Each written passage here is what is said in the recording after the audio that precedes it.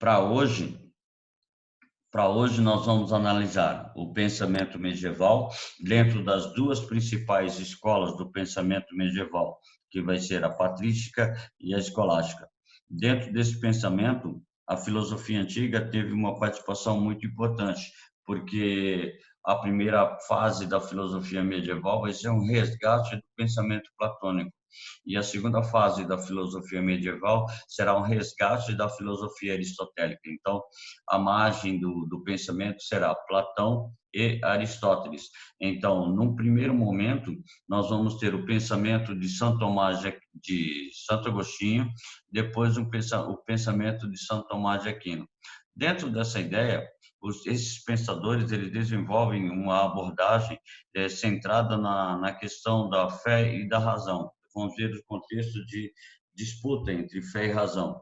E dentro desse contexto, nós temos que fazer uma análise da evolução da história, a evolução, como evoluiu o processo histórico, como evoluiu a estrutura histórica. Então, nós temos que pegar principalmente o período da expansão do Império Romano, o período da expansão principalmente do Império Romano, que dentro do Império Romano nós temos o nascimento de Jesus Cristo, que ele nasce dentro do Império de Otávio Augusto. Então, o primeiro imperador, ele já sofre as primeiras consequências da questão do cristianismo. Tá?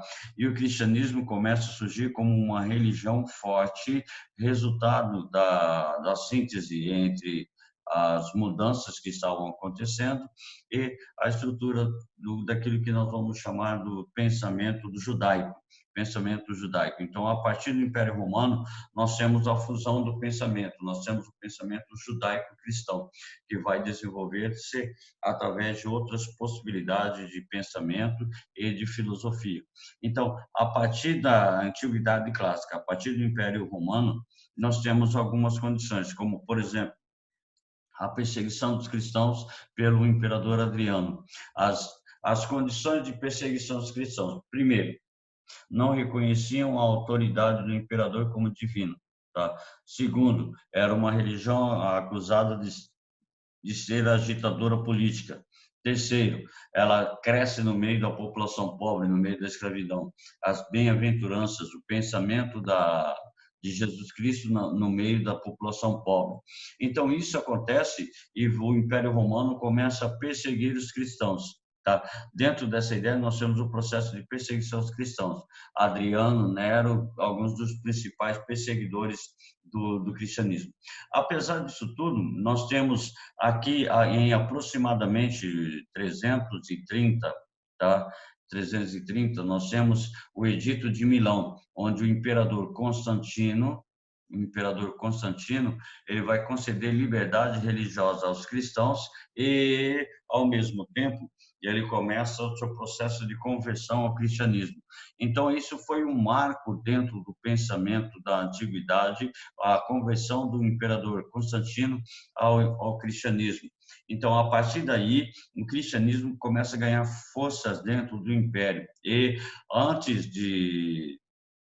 da divisão do Império Romano, nós temos o Edito da Tessalônica, em 475, pelo imperador Teodósio. Tá? Teodósio vai estabelecer o Edito da Tessalônica. Dentro do Edito da Tessalônica, nós temos a liberdade de culto dos cristãos e o cristianismo passa a ser religião oficial do Império Romano. Tá? Então, dentro do contexto histórico, o cristianismo passa de religião perseguida para religião oficial dentro do império. A partir daí, nós temos assim divulgação de ideias, divulgação de pensamentos, como as cartas de São João, tá? As cartas de São Paulo começam a vincular em toda a antiguidade clássica, na Grécia, na questão da atual Turquia, na questão da Itália, começa a divulgar o pensamento cristão. E esse pensamento cristão, através das cartas, através das epístolas, eles começam a difundir a ideia do cristianismo e começam a surgir alguns pensadores, como, por exemplo, Filon de Alexandria, como, por exemplo, Carlos Alberto Magno, como por exemplo, Roger Bacon, como, por exemplo, Santo Agostinho, como, por exemplo, São Tomás de Aquino.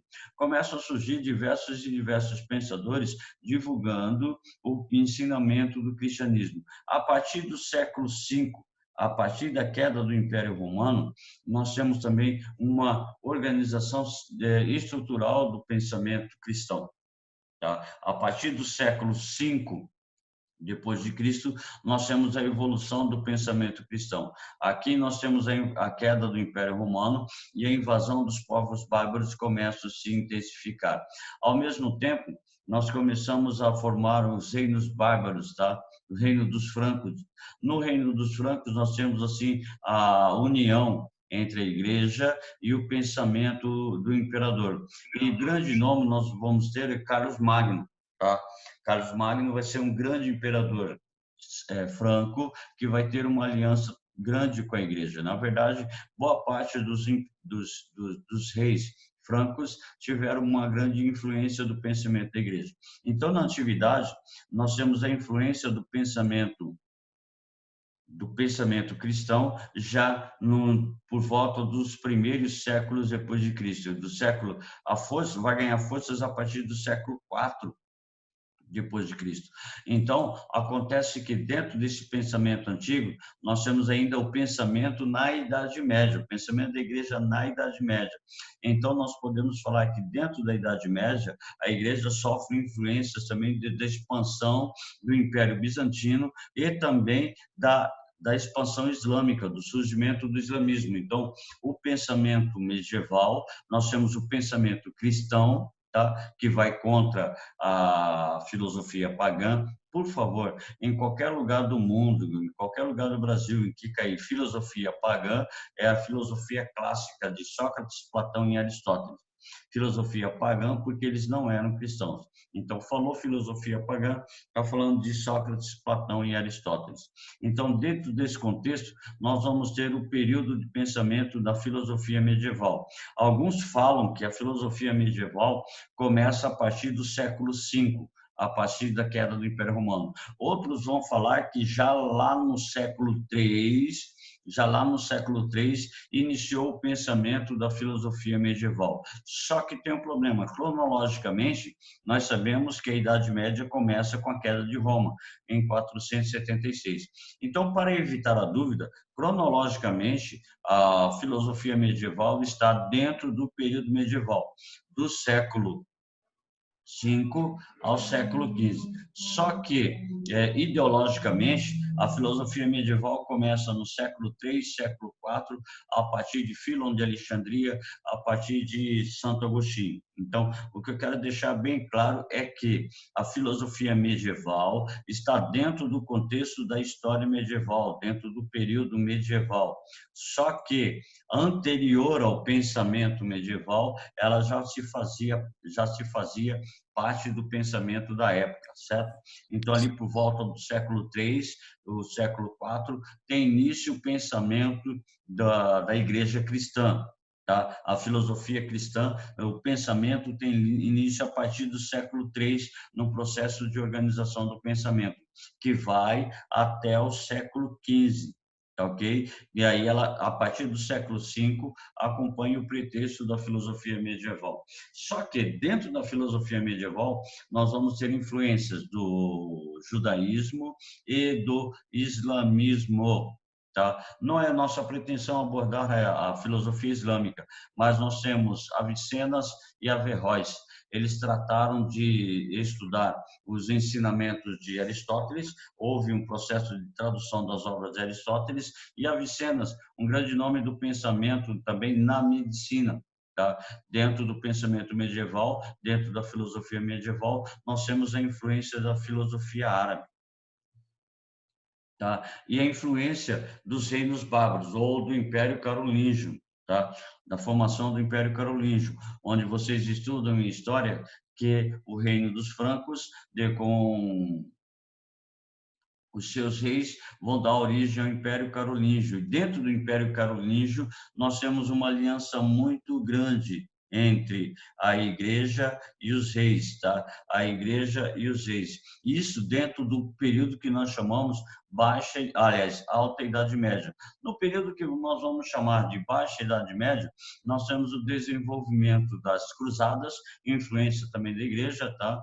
O Papa Urbano II conclama os cristãos a libertar a Terra Santa, e temos todas aquelas situações, tá? Da formação das monarquias nacionais, a relação da igreja, o poder da igreja, que ela vai desenvolver dentro do período medieval, dois tipos de poderes, tá? O poder temporal e o poder espiritual. O poder espiritual, que era o poder religioso, basicamente aquilo que ela já agia, e o poder temporal, que era o poder econômico, que ela torna-se uma grande senhora feudal, uma grande detentora de terras do período medieval. Tá? Dentro desses períodos, nós temos assim, na Alta Idade Média, nós temos o período chamado filosofia patrística, tá? A filosofia patrística que iria ali por volta do século III até por volta do século VIII.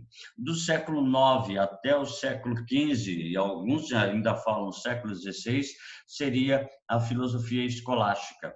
O primeiro grande pensador, nós tivemos vários pensadores, na verdade, mas o primeiro grande pensador seria Santo Agostinho, tá?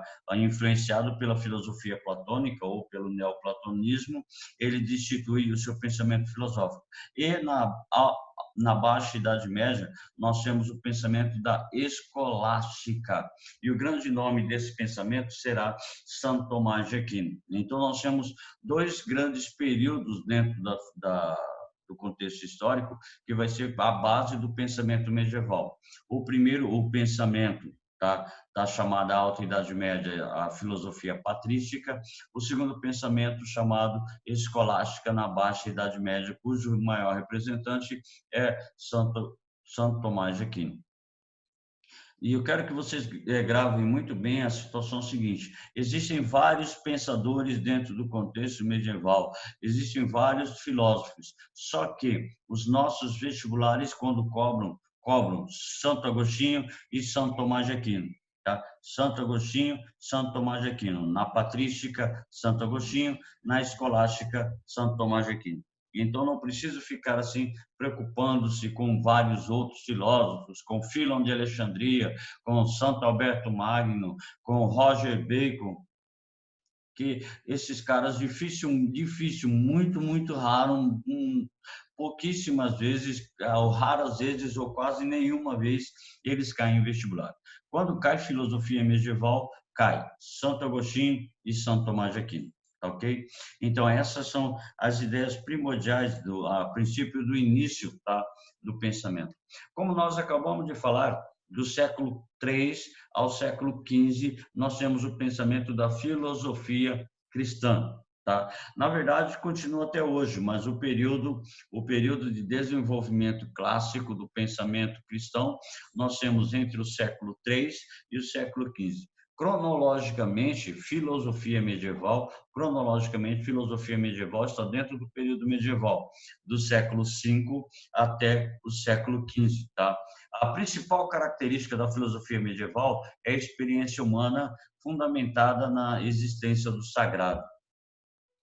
A partir, então, deste período, a partir do contexto do século III, a partir do contexto do século V, onde nós temos a organização do pensamento da Igreja Católica, a Igreja Católica Apostólica Romana inicia o seu processo de formação, orientação e organização sistemático a partir do século V, com a organização de escolas para a formação do clero, tá? E o clero o clero não era formado por uma estrutura de estudo sistemático, então, porque não havia nada ainda de pensamento sistemático dentro da Igreja Católica. Então, a partir do século III, começa a organização dos primeiros livros, das primeiras obras, dos primeiros ensinamentos. Então, vai ser mais aprofundado a partir do século V.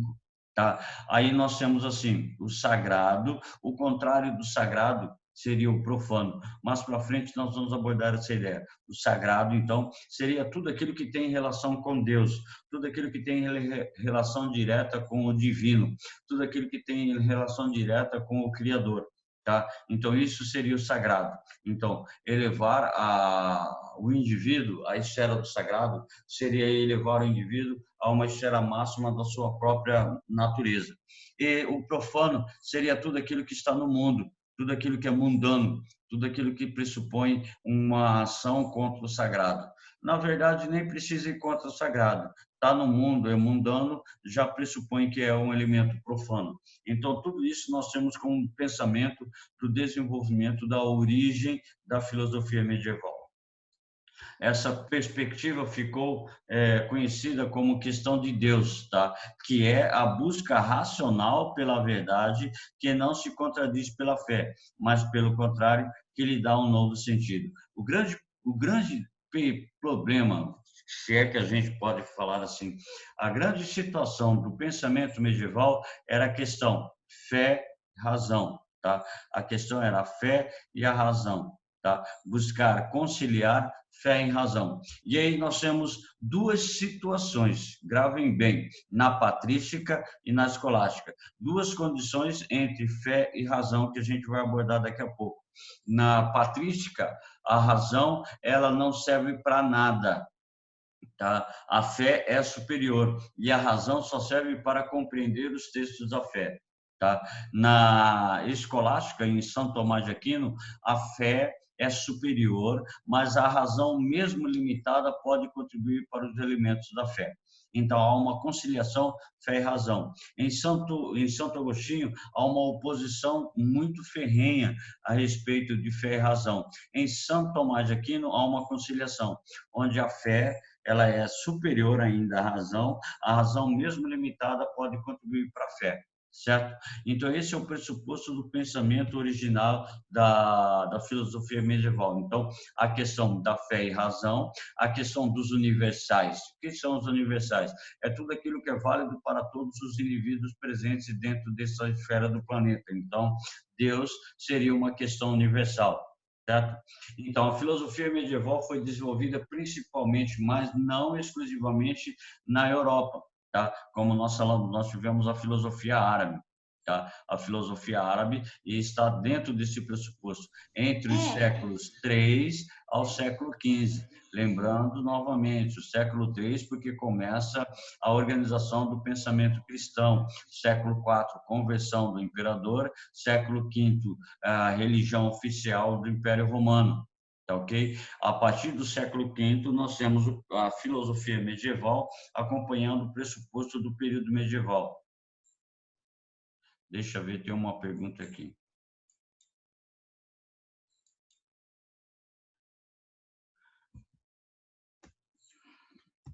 Só um pouquinho. Estão pedindo para eu voltar o slide. Deixa eu voltar rapidinho. Voltando o slide. Voltando ao slide, é só para poder perceber que a filosofia medieval, o grande problema, ou a grande condição era a questão divina, que é, por exemplo, conciliar, buscar racional da verdade que não contradiz a fé, ou seja, a relação entre fé e razão, como estava a relação entre fé e razão, certo? Então, todos esses quesitos, todas essas ideias. Então, a partir disso, nós falamos que, para o filósofo dessa época, Deus não seria apenas o fundamento do mundo, mas também se apresenta na vida cotidiana. E aí começa a fortalecer a ideia do sagrado, que o indivíduo ele deve abandonar, tá, as condições da vida terrena, da vida material, e buscar Deus na sua vida. Tá? Buscar sempre viver em relação ao sagrado, abandonar a vida mundana, a vida pecaminosa e buscar sempre Deus. É aí que entra a ideia da sacralização do homem, tornar o homem sagrado. Tá? Através disso tudo, nós temos os elementos fundamentados dentro do pensamento. Tá? Aí o seguinte, alguns períodos da filosofia cristã ou da filosofia medieval. Só que nós vamos ficar com esses dois períodos aqui. a patrística e a escolástica. Tá? Nós temos os chamados padres apostólicos, o período apostólico, que é um dos grandes pensadores da igreja, aqueles padres que começaram a desenvolver o pensamento a partir das suas cartas, a partir das suas epístolas, a partir dos seus ensinamentos, a partir da morte de Jesus Cristo. Nós temos os padres apologistas, tá? São aqueles padres que defendiam o cristianismo, defendiam a ideia da difusão do cristianismo, tá? Até o século III. A partir do século III, nós temos o desenvolvimento do pensamento da patrística. Ali no século IV, nós temos o pensamento de Santo Tomás de Santo Agostinho. Então, a partir disso tudo, nós temos uma evolução do pensamento clássico. E nós vamos pegar para analisar essencialmente a patrística e a escolástica, esses dois períodos. Então, mas são suas duas últimas fases são consideradas as mais importantes, pelo menos na sua perspectiva filosófica. Pelo menos no pensamento filosófico, esses dois períodos são os períodos assim considerados mais importantes dentro do contexto da filosofia, tá? Aí nós temos assim, o início da patrística. Alguns falam que o início da patrística se dá com o surgimento de Santo Agostinho. Santo Agostinho, de família nobre, tá? O pai era mercador de seda. Aos 33 anos, o padre desenvolveu a chamada simonia. Em história, vocês analisam a simonia, que é a venda de cargos eclesiásticos. O pai dele comprou o cargo de padre, porque ele vivia a vida também assim muito desregrada, muito como um jovem da sua época, tá? Como um jovem libertário da sua época. E aí ele acabou tornando-se padre, tá? Em Hipona, na África, tornou-se bispo em Hipona, na África, e passou a se dedicar então ao estudo do pensamento cristão.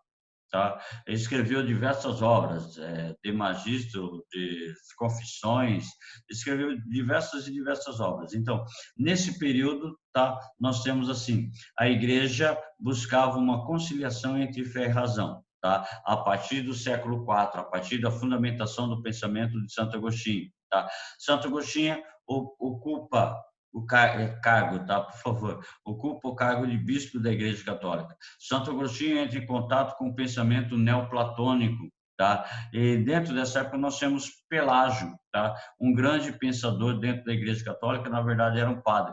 Ele criou o pelagianismo. Gravem que o pelagianismo era a ideia segundo a qual o homem é responsável pelo seu próprio caminho, pelo seu próprio destino, pela sua própria salvação, desde que possa ter uma vida regrada, desde que possa ter uma vida dentro do pensamento sagrado. E isso vai ser retomado lá na frente por Martim Lutero, certo? Então, o pelagianismo vai influenciar o pensamento nessa época. Dentro desse contexto, nós temos ainda, Santo Agostinho falava muito da fé, mas utilizava-se da razão, ou seja, tentar conciliar o elemento fé e razão dentro da possibilidade da formulação de um pensamento medieval, do pensamento clássico. Depois, a escola escolástica, que nós falamos a partir do século VIII, influências de Carlos Magno, tá? Em história, nós chamamos de Renascimento Carolíngio. Tá? No Renascimento Carolíngio, nós temos a influência do pensamento do imperador Carlos Magno por volta do ano 840, aproximadamente. Carlos Magno ele começa a fundar escolas ligadas às instituições católicas, nos mosteiros. Aí vão surgir as chamadas universitas, tá? Surgiu a produção da filosofia, da chamada teologia. Surge uma nova corrente de pensamento chamada teologia. Aí os pensadores dessa época vão estudar as chamadas verdades de Deus, pensamento teológico. Tá? E o período que nós vamos chamar de escola dos padres ou escolásticas, tá? E passamos a ter influência de Aristóteles, certo? São Tomás de Aquino torna-se o principal representante e a partir do século XV, na verdade, a partir do século XIV, A partir do século XIV, nós temos o início da decadência da escolástica com o surgimento do pensamento moderno. Aí nós vamos ter Nicolau Copérnico, nós vamos ter Francis Bacon, nós vamos ter Roger Bacon, nós vamos ter outros indivíduos que vão combater o pensamento religioso, certo? Mas as influências fundamentais do pensamento estão aqui. O islamismo, tá? A corrente do islamismo a partir do século VII começa a expansão do islamismo com Maomé, e a partir da morte de Maomé em 630, a expansão a partir dos seus seguidores, certo? E nós temos o judaísmo, tá? O judaísmo. Só que é importante lembrar que uma das maiores influências foi da filosofia pagã, ou o pensamento de Platão e o pensamento de Aristóteles dentro do pensamento da escola medieval, certo? Hum. E, oi. Dá para relacionar a ascensão da patrística com o período da Contra-Reforma religiosa? Não, não pode não, porque a reforma religiosa é a partir do século XV, aliás, século XVI, tá? A patrística não, a patrística é lá no século III. Alguns elementos da patrística podem ser retomados, como o pelagianismo que foi retomado por Martim Lutero, tá? Mas as ideias fundamentais não pode ser a origem, manter uma correlação entre a patrística, tá, e a reforma, certo? Alguns Beleza. elementos, como por exemplo o pelagianismo, influenciou o pensamento de Lutero, onde o homem é responsável pela sua própria salvação, certo? Ok. Então a questão fica assim: a filosofia cristã, que seria o mais correto a gente falar filosofia cristã do que a filosofia medieval, a filosofia cristã, dentro do contexto de desenvolvimento, recebe influência, então, dos povos bárbaros, recebe influência da filosofia pagã, principalmente Platão e Aristóteles, recebe influências do pensamento islâmico, recebe influências do pensamento judaico. Então, houve assim um grande mosaico de pensamentos até ela se firmar como pensamento cristão, católico, apostólico romano. E isso só vem a partir de São Tomás de Aquino, onde ele vai fazer a suma de todo o pensamento cristão, a suma de todo o pensamento religioso, certo? A partir daí, nós temos assim uma fama do pensamento da filosofia medieval. Muitos veem como em história vocês estudam assim: a Idade Média foi uma longa noite tenebrosa de 1000 anos. Mas isso porque o pensamento foi instituído pelos filósofos iluministas como o ideal de iluminação, luz, sair das trevas. Dentro do pensamento medieval, a filosofia cristã ela foi muito importante para um processo de desenvolvimento intelectual. Embora ela baseava-se principalmente nas condições da fé, principalmente nas condições sagradas, mas foi uma nova busca a respeito de formação do pensamento. E a filosofia moderna vem como uma ruptura dentro dessa ideia, certo? Então, grande parte dessa má fama se deve aos filósofos iluministas, que cunharam o termo Idade das Trevas, uma crítica ao poderio absoluto da Igreja e a sua interferência no mundo que já havia adentrado na Europa moderna. Ou seja, na verdade, não foi uma grande crítica à filosofia, tá? Foi uma grande crítica ao poder que a Igreja exercia sobre o pensamento filosófico, tá? Então, a ideia fundamental é assim: a filosofia cristã desenvolveu-se, assolou todo o pensamento, mas é a instituição igreja que manteve o seu poder durante todo esse período, tá? Então, nós temos assim uma coisa interessante, muito bacana você gravar, é o chamado fideísmo, tá? Fideísmo vem de fé, tá? Fideísmo é o oposto do racionalismo. O fideísmo é a ideologia da fé. Então, a base do pensamento cristão medieval era baseado na fé, tá? Recusa de todo empenho racional em relação à fé. Credo quia optimum, ou seja, creio porque é um absurdo. Tá? A segunda frase incorretamente atribuída a Tertuliano. Esses pensamentos começam a surgir pós-queda do Império Romano. Então, o fideísmo relega a fé ao domínio do irracional, do emotivo, do sentimental. Então, o pensamento cristão medieval era baseado no fideísmo, ou seja, elementos da fé, onde você perpassa a busca do ascetismo. Grava isso. Ascetismo é abandono da vida material e a busca de uma vida espiritual, sempre baseado na fé. Você não precisa saber tudo, basta você ter fé. E isso vai ser divulgado, isso vai ser desenvolvido mais ainda em São Tomás de Aquino. Já já nós vamos ver essa ideia. Tá? Ou seja, a patrística corresponde à filosofia cristã que recebeu a influência de Platão, enquanto que a escolástica recebe a influência de Aristóteles. Tá? Então, a primeira escola filosófica, a patrística, recebe influências platônicas e a segunda escola filosófica, a escolástica, recebe influências de Aristóteles. Falando um pouquinho mais aprofundado agora a respeito da patrística e depois um pouquinho aprofundado a respeito da escolástica, tá? Santo Agostinho é o grande nome da patrística, embora nós tivemos outros grandes outros pensadores, não vamos colocar grandes pensadores, mas embora nós tivemos outros pensadores, o mais importante, aquele que se destaca dentro do período Santo Agostinho, tá? Viu em si mesmo o fim do mundo antigo. Ele é o filósofo que vai ser chamado assim da transição. Ele vai viver a transição da antiguidade para o período feudal. Tá? Ele é um homem que prepara a passagem da antiguidade para uma nova época, aquela que nós modernos podemos chamar de medieval. Tá? Característica fundamental é a questão de Deus, em que seu entendimento é a própria busca da verdade e da felicidade. Então, a verdade e a felicidade estavam em entender aquilo que Deus representa. Então, olha aqui, fé e razão, tá? O grande problema do período medieval, fé e razão, se relacionam numa hierarquia onde a razão, apesar de poderosa, tem um limite, tá? O limite dessa própria razão é a fé. Então, a partir desse limite, o espírito precisa da fé, que irá iluminar a inteligência humana de uma forma que não é possível apenas o uso da razão. Por favor, grava isso que eu vou falar agora.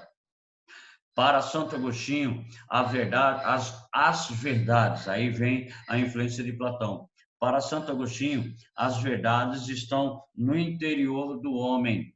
Tá? As verdades já estão no interior do homem, só que ele não percebe, ele não sabe que essas verdades estão no interior dele.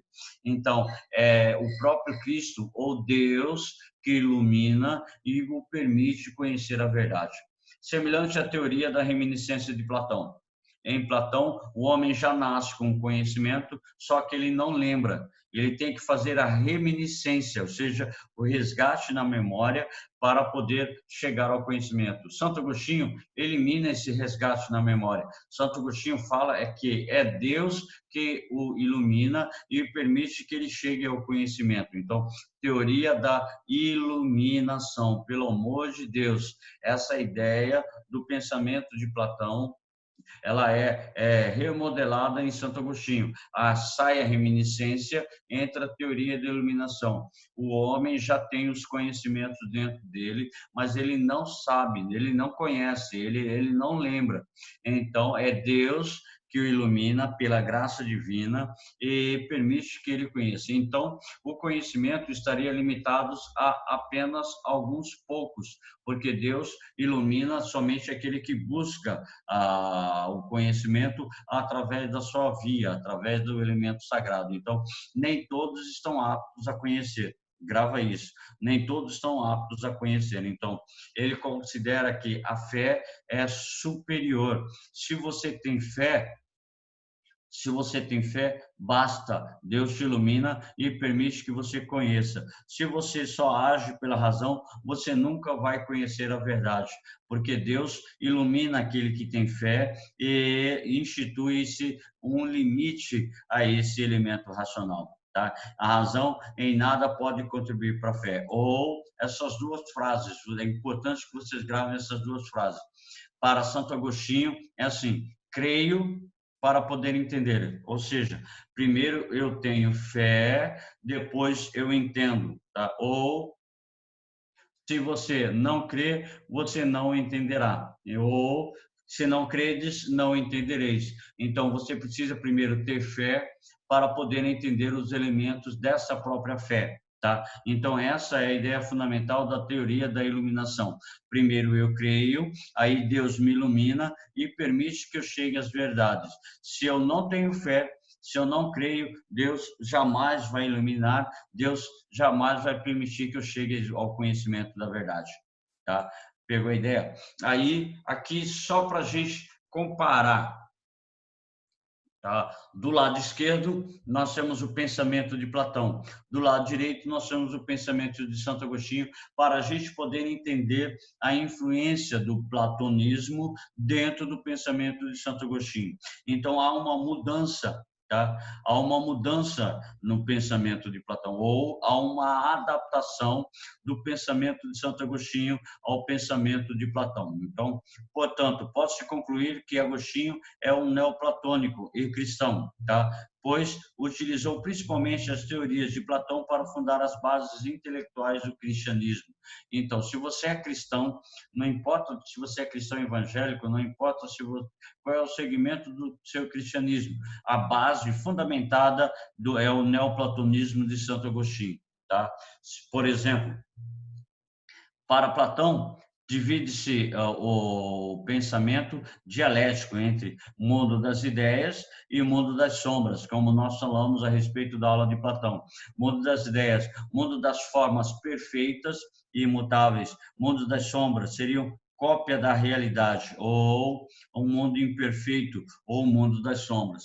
Em Santo Agostinho, tá? Esse mundo das ideias, mundo perfeito, mundo imutável, mundo das formas perfeitas, mundo da perfeição, retrata a ideia da chamada cidade de Deus, tá? O mundo das sombras, ou a cópia desse mundo inteligível, seria a cidade dos homens, tá? A ideia, tá? A ideia para Platão é a questão da alma, tá? A ideia para Platão vai significar a alma, que seria a razão. Então, para Santo Agostinho, a ideia é o pensamento de Deus, é o pensamento divino. E as cópias, ou seja, tudo aquilo que está no mundo sensível para Platão, seria chamada a criação de Deus em Santo Agostinho. Tudo aquilo que Santo Agostinho criou, que Deus criou, seria uma cópia da sua personalidade, ou da sua personificação, ou da sua existência. A alma, em Platão, a alma tem um significado de razão, tá? Ou sede do conhecimento.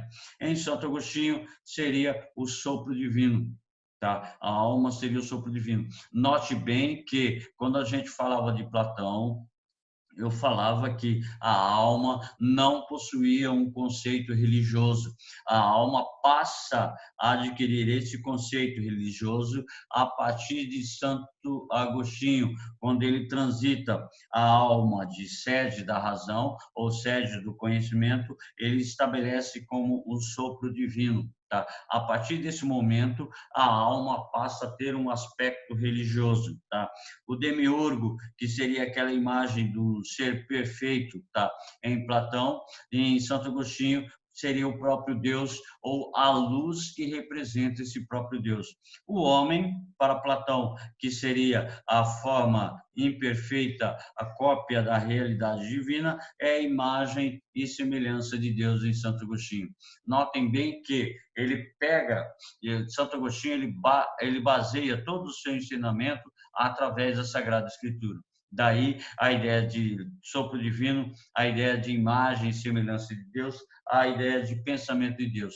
Então, o pensamento dele é baseado muito e justamente dentro da Sagrada Escritura e dentro do pensamento de Platão. Tá? Então, a partir daí, nós temos o desenvolvimento da ideia do pensamento entre Platão e Santo Agostinho. Ok? Ainda aqui só para a gente falar aquilo que nós acabamos de dizer agora há pouco a respeito da teoria da reminiscência em Platão e reminiscência em Santo Agostinho. Há uma certa diferença, como nós falamos. Em Platão, a recordação das ideias inatas ocorre em todos os indivíduos através da mente e psicose, ou seja, da recordação. Em Santo Agostinho, a recordação das ideias ocorre em poucos homens através da iluminação divina. Então, teoria da iluminação. Você só vai chegar às verdades, você só chega às verdades se você tiver fé, tá? Se você tiver fé, Deus te ilumina e permite que você conheça a verdade. Caso contrário, você não consegue conhecer as verdades de Deus. A partir do momento em que, vale ressaltar que Santo Agostinho, assim como Platão, acredita nas verdades, que as verdades não podem vir da experiência sensível, ou seja, Santo Agostinho é adepto também das ideias inatas, certo? Todavia, Agostinho considera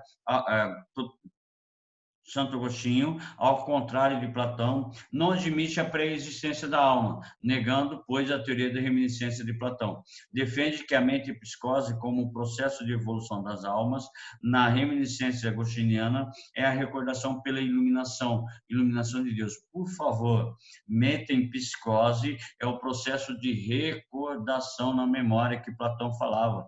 O indivíduo, ele resgata na memória. Então, mente em psicose é o processo de recordação que o indivíduo faz à memória. Nesse sentido, não há reencarnação, mas somente a ressurreição dos corpos, pois o homem é salvo pela luz divina, tá? Então, se você tem fé, se você busca a experiência divina, você vai ter um processo chamado iluminação. Você será iluminado. E essa iluminação virá através da bênção que Deus estabelece acerca de você. Certo? Aqui nós temos a ideia da teoria da iluminação divina, tá? Já que você já sabe a teoria da iluminação divina, em Santo Agostinho podemos interpretar duas formas possíveis, ou podemos colocar duas interpretações a respeito da teoria da iluminação, tá?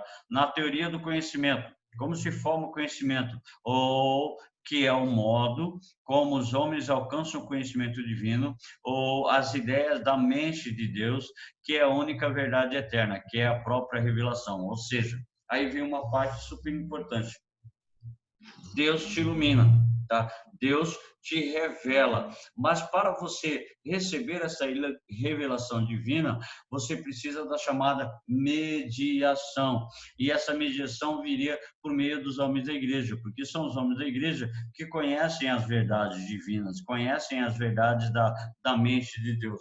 Então, essa iluminação divina, através da ação dos padres da igreja, através da Bíblia, você receberia o processo chamado mediação. Você não alcança a iluminação por si só. Você deveria ter o processo de mediação divina por meio dos homens da igreja. E isso na teoria do conhecimento. Na ética, ou no pensamento ético, que é o modo como os homens decidem suas ações. Ora pela vontade humana, ou pelo pecado, ora pela vontade divina, pela salvação. Ou você tem duas possibilidades, tá? Quando você age pela vontade humana, você está agindo de acordo com a ideia do profano, tá? A ideia do profano. E você está em constante pecado. Se você age de acordo com a salvação divina, de acordo com os pressupostos que estão na Sagrada Escritura, ou de acordo com a mediação divina, você alcança a salvação por meio do sagrado. Então, essa é a ideia da teoria da iluminação em Santo Agostinho. Santo Agostinho é basicamente isso, principalmente a ideia de fé e razão, tá? Influências de Platão e a questão da teoria da iluminação. Ou seja, traduzindo a ideia de que os seres humanos são seres racionais. Santo Agostinho nunca negou essa ideia, tá? Para que sejam racionais, o ser humano deve ter o livre-arbítrio. Tá? Essa é a ideia em Santo Agostinho. Isso significa que devem ser capazes de escolher entre o bem e o mal. Os humanos pode, portanto, agir bem ou mal. Deus, então, não seria a origem do mal. Segundo Santo Agostinho, a origem do mal seria o próprio homem que decide agir de acordo com a sua vontade, de acordo com o pecado, agindo de forma profana. Então, a origem do pecado em Santo Agostinho estaria no próprio homem. Tá? A origem do pecado em Santo Agostinho estaria no próprio homem. Isso pressupõe a ideia fundamental a respeito do sagrado e do profano em Santo Agostinho. Então, a ideia da teoria da iluminação é essa, que o homem, tá, ele não conhece por si só. Ele tem o conhecimento dentro de si, mas ele não sabe, ele não chega ao conhecimento por si só. Então, a partir da iluminação divina, Deus o ilumina, tá? E permite que ele chegue à verdade. Tá? E quando ele alcança a verdade, ele alcança o universo sagrado, ele alcança a salvação. Quando ele age por si só, quando ele age por si só, ele age de maneira profana, ele é a causa e origem do seu próprio mal, certo? Então, Deus não é a origem do mal, segundo Santo Agostinho. Para Santo Agostinho, a origem do mal são as próprias escolhas que o homem faz a partir de si, a partir das suas possibilidades, a partir da sua própria condição de ser humano, certo? Falado do Santo Agostinho, tá? Falado de Santo Agostinho, a gente fala rapidinho da escolástica de São Tomás de Aquino. Em Santo Agostinho, nós falamos a origem, a organização do pensamento, a formação da influência do pensamento de Platão, mostramos a influência de Platão na sua teoria, a teoria da reminiscência, a teoria da iluminação, segundo Santo Agostinho. Em São Tomás de Aquino, a tentativa é conciliar fé e razão, tá? A tentativa aqui em São Tomás de Aquino é conciliar fé e razão. Por quê? Os homens são racionais, já vimos em Santo Agostinho.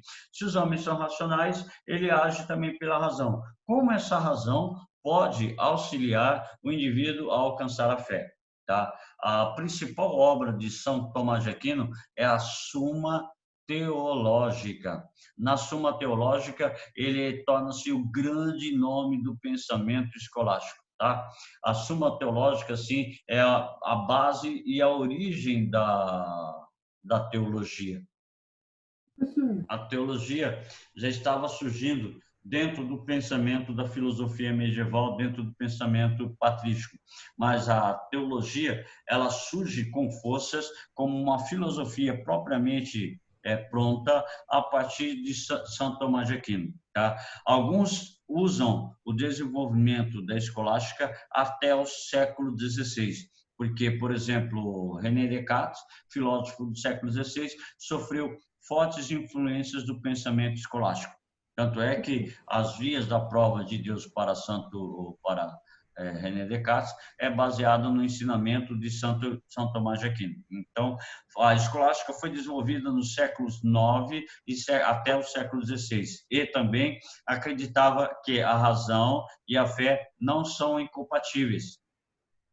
Contudo, seriam independentes. Aqui ocorre uma clara discordância da patrística. Na patrística, fé e razão estão unidas. A razão, ela é submissa à fé. Na escolástica, não.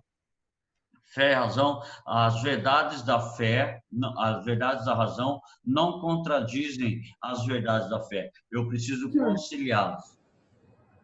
Eu não entendi, tipo assim, eles na escolástica, eles conciliavam a fé e a razão ou elas eram incompatíveis?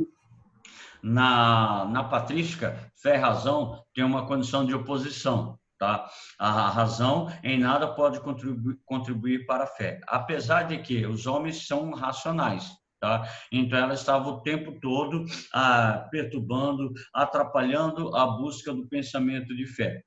Na escolástica, elas não são opostas, tá? Ou seja, para São Tomás de Aquino, a razão ela é limitada, tá? Mesmo limitada, ela pode contribuir para a fé, ela pode contribuir para o entendimento da fé, ela pode contribuir para o entendimento das condições do pensamento divino.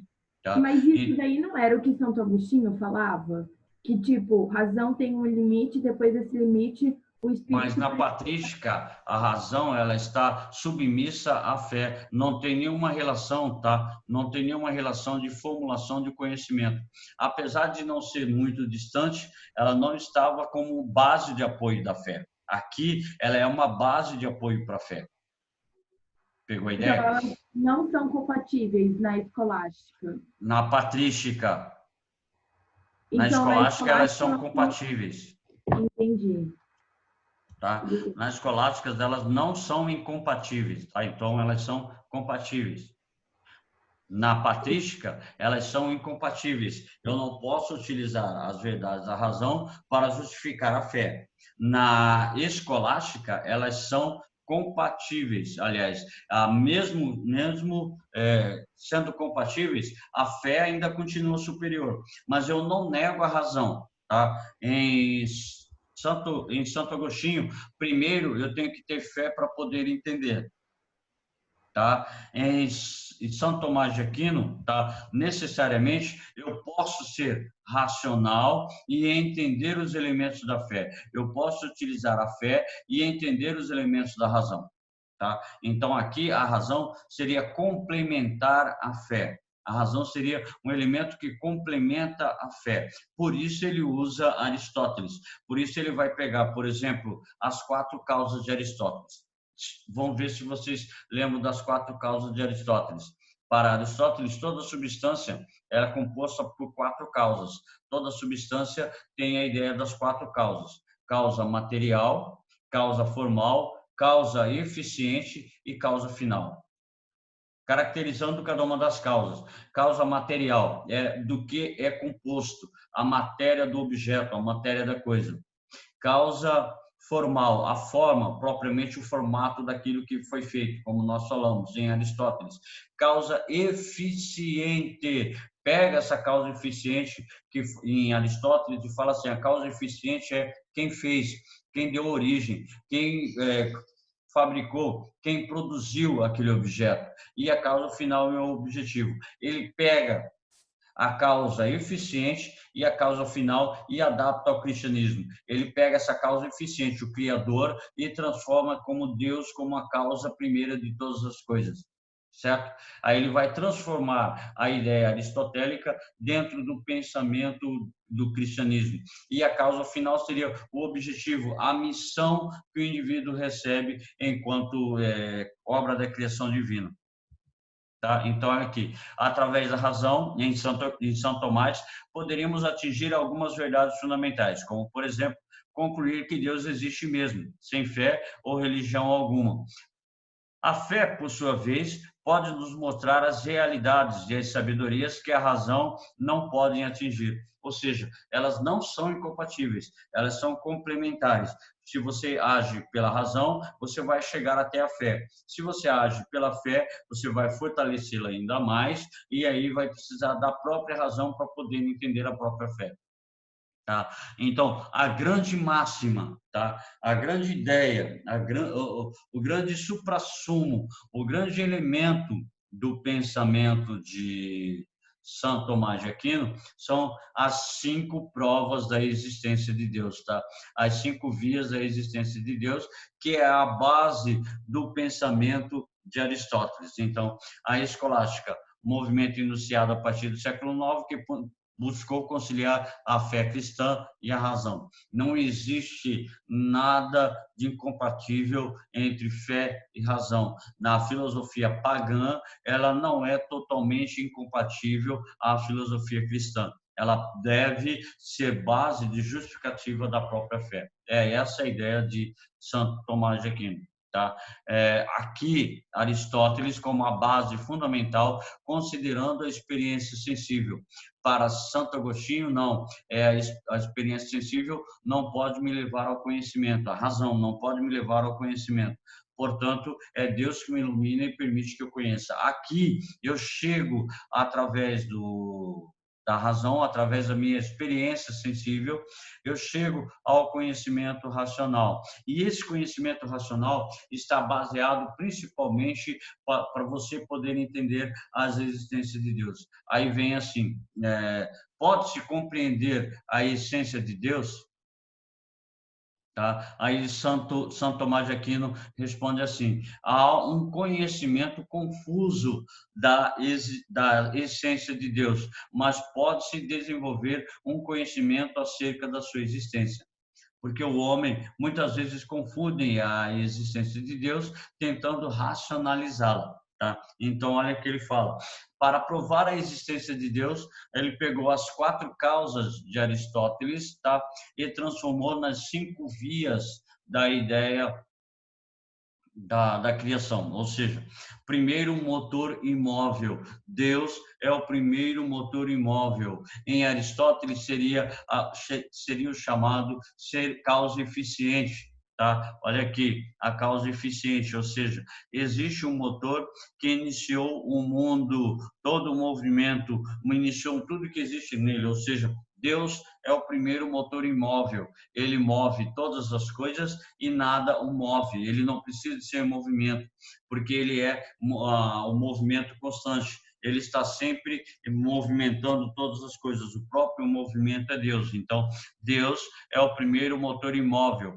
Ele move todas as coisas e não precisa ser movido. Aquela ideia de primeira causa em Aristóteles. Então, Deus é a causa primeira de todas as coisas. Ele causou tudo e nada o causou. Ou, por favor, vai soar até estranho. Deus é a causa incausada de todas as coisas. Ou seja, ele causou tudo e nada o causou. Certo? Então, Deus, nessa ideia de primeiro motor imóvel, Deus é a causa incausada de todas as coisas. Ele move todas as coisas e não precisa ser movido, porque Deus não tem passado, nem presente, nem futuro. Ele sempre é, tá? Ele sempre é. Então, Deus, eu não posso falar que Deus foi, eu não posso falar que Deus será, porque ele sempre é. Então, ele não existe temporalidade em Deus. Não há temporalidade em Deus, certo? A segunda prova da existência de Deus, ou a segunda via, é estabelecida a respeito do chamado ser necessário. Como ser necessário? Os seres são contingentes, ou seja, nós, seres humanos, somos contingentes. Nós mudamos, nós temos um movimento dentro de nós. Nós passamos a estabelecer as mudanças dentro de nós mesmos, tá? Ou seja, passamos a entender a ideia com diversas formas, ou em diversas possibilidades ou diversos períodos da nossa trajetória. Tá? Então, enquanto nós vivemos, nós estaremos em constante movimento, tá? Em constante mudança, em constante alteração. Tá? Aí, deixa eu pegar aqui no nosso livro, tentando achar aqui onde é que está. Bom, não sei. Aí em São Tomás de Aquino. Em São Tomás de Aquino vai estar 5 provas para conhecer a existência de Deus. Tem aí a primeira via do movimento, ele fala a segunda via da causa, a terceira via da contingência, a quarta via os graus de perfeição e a quinta via no finalismo. Você pode pegar isso vai estar lá na página 94. Lá na página 94 traz a ideia de as 5 provas da existência de Deus, tá? As 5 provas da existência de Deus. Então, primeira via do movimento, Deus é o primeiro motor imóvel, tá? Segunda via, ser necessário. Então, é assim, os seres são contingentes, incompletos enquanto existência. Então, eu preciso de um ser que seja necessário para que eu possa entender esses seres contingentes. Eu preciso de um ser criador de todas as coisas. Tá? Eu preciso de um ser que é capaz de criar todas as coisas. No nosso texto diz assim: não é possível que exista uma série infinita de causas. Existe uma causa primeira. Tá? Existe, então, Deus como causa primeira de todas as coisas. Ele é o ser necessário. Tá? Ele é a causa de todas as coisas, certo? Então, a terceira prova, os níveis de perfeição. Tá? Os seres possuem graus de perfeição e Deus estaria numa perfeita e absoluta ideia máxima dessa perfeição. Ou seja, aí surge aquela ideia de que perfeito somente Deus. Eu sou um ser imperfeito e Deus tornar-se-ia o único ser perfeito. Tá? A ideia de inteligência ordenadora. É preciso algo ou alguém capaz de ordenar o cosmos, porque a desordem, o caos, não é capaz de ser fonte de criação de nada, não é fonte de criação de algo. Então, Deus é a inteligência ordenadora. Deus ordena tudo e coloca tudo em ordem, certo? E a causa e efeito. A todo efeito é atribuída uma causa, ou seja, ao ser humano existe uma causa primeira que o fez com que ele pudesse existir. Então, esses 5 elementos são fundamentais para poder entender justamente essa ideia de Deus, certo? Então, em São Tomás de Aquino, a base fundamental são essas 5 vias da existência de Deus. Primeiro, motor imóvel, ser necessário, ser perfeito, inteligência ordenadora e as causas de causa e efeito, ou a causa primeira de todas as coisas. Então, Deus, segundo o pensamento de São Tomás de Aquino, essas são as ideias fundamentadas a respeito do próprio Deus, certo? Então, a filosofia no pensamento medieval. É o conhecimento que o homem autonomamente pode alcançar seguindo a busca da verdade. A verdade é o próprio Deus, tá? Tendo como parâmetro a evidência lógica. A teologia, por sua vez, é o saber a partir da fé. Então, a ideia de conciliar, tá? A lógica e a fé. A ideia de conciliar fé e razão dentro dessa possibilidade de conhecimento, tá? Certo? Nós teríamos somente um tempo de filosofia. O segundo tempo seria de redação, aquelas aulas que nós estamos fazendo de redação. Mas como a professora de redação está trabalhando independente de mim nesse período de pandemia, eu estendi um pouquinho a aula, certo? Por favor, para memorizar mais, eu preciso que vocês façam o exercício da página 100, tá? Da página 100. Nós juntamos 2 capítulos em um capítulo e fizemos tudo a abordagem do pensamento medieval, senão ia ficar muito massacrante, tá? E no Classroom, tá? Tem as atividades de teste, ela vai estar disponível até às 18 horas de hoje. Por favor, colegas, eu preciso que vocês avisem aqueles que não participaram da aula pelo WhatsApp, avisem que tem atividade para fazer no Google Professor, Classroom. Oi. essa página 100 tem que te enviar? Como? Essa página 100, esse exercício da página 100, vai ter que te enviar? Não entendi nada, cara. Esse exercício da página 100 vai ter que te enviar? Não. É para fazer para memorizar. Ou para me enviar é a atividade de teste, tá? Lá no Classroom. Porque para me enviar o exercício do livro, você vai ter que tirar foto do livro, vai ter que enviar pelo Sysflame. Então, eu deixei lá no Classroom, tá? 2 atividades para serem feitas. Até hoje, às 18 horas. São 2 atividades objetivas. Ok? Que lá é bem mais fácil. Você clicou para enviar e já enviou, aí eu já recebo, já faço a correção e já mando a resposta, ok? Então, eu gostaria de agradecer vocês. É bom novamente estar com vocês, mesmo à distância. É tudo muito novo, tudo muito diferente. Então, mas a gente está fazendo assim. Eu vou deixar a aula gravada no sistema, tá? Para quem quiser dar uma olhada. E por